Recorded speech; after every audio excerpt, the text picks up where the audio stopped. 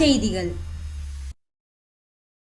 மாண்புமிகு தமிழக முன்னாள் முதல்வர், அஇஅதிமுக கழக பொதுச் செயலாளர், தமிழக எதிர்க்கட்சி தலைவர், தமிழகத்தின் வருங்கால முதல்வர், இடஒதுக்கீட்டை பெற்று தந்தவர், ஏழை மாணவர்களின் நலன் காத்தவர், முத்தாய்ப்பாக மாண்புமிகு புரட்சி தலைவி அம்மா அவர்களின் திட்டங்களை தொடர்ந்து செயல்படுத்துபவர் ஐயா எடப்பாடியார் அவர்களை வருக வருக என அன்புடன் அழைக்கும் எடப்பாடியாரின் மாணவன், முன்னாள் ஆவின் தலைவர், திருச்சி மாநகர புரட்சி தலைவி அம்மா பேரவை மாவட்ட செயலாளர் சி. கார்த்திகேயன்.